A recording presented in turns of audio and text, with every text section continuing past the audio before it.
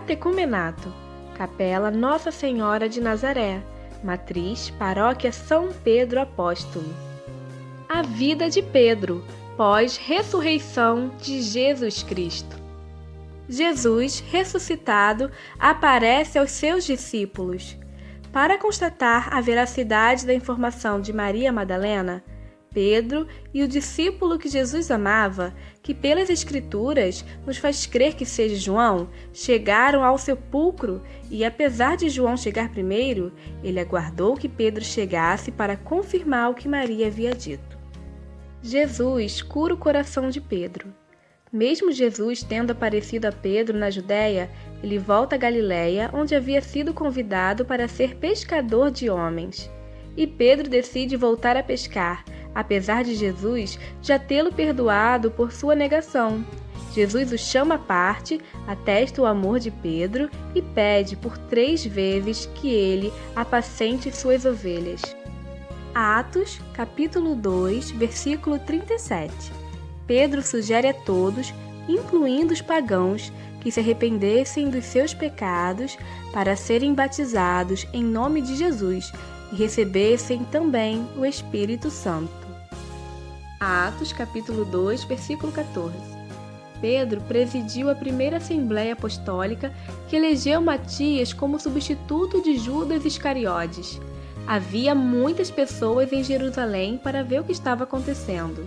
À frente da multidão estava Pedro, que se levantou e começou a falar do Jesus ressuscitado. Naquele dia, foram convertidas cerca de 3.000 pessoas. Ele viajou por vários povoados, se dedicando a pregar a conversão. Atos 3. Na porta do templo, Jesus, através de Pedro e João, na oração das 15 horas, cura um aleijado que era colocado na porta para pedir esmolas. Quanto ao pedido do aleijado, Pedro declarou: "Não tenho ouro nem prata, mas o que tenho eu te dou. Em nome de Jesus Cristo Nazareno, levanta-te e anda." Atos, capítulo 4, versículo 32. A multidão convertida era uma verdadeira comunidade de fé, oração e partilha, pois já não havia entre eles nenhum necessitado. Tudo era vendido e entregue aos apóstolos, que repartia de acordo com a necessidade de cada um.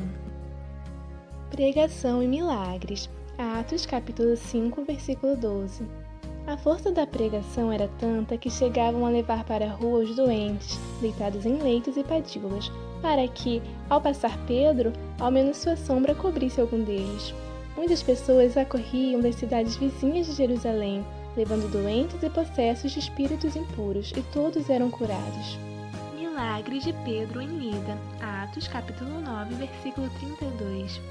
Em Lida, Pedro encontrou um homem chamado Enéas, que há 5 anos estava paralítico, e mais uma vez Jesus usa Pedro para operar o milagre. Interessante é a humildade de Pedro, que deve ser a humildade de todo cristão. Pedro disse-lhe: "Enéas, Jesus Cristo te cura, levanta-te e faz a tua cama." Pedro sabia que ele era apenas um instrumento, um canal da graça de Deus. A ressurreição da mulher. Atos, capítulo 9, versículo 36.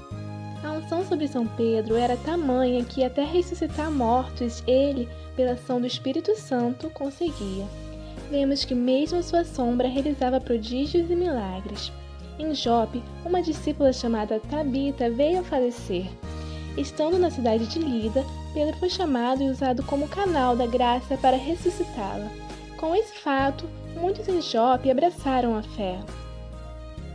Prisão de Pedro e João. Atos capítulo 4 e 12.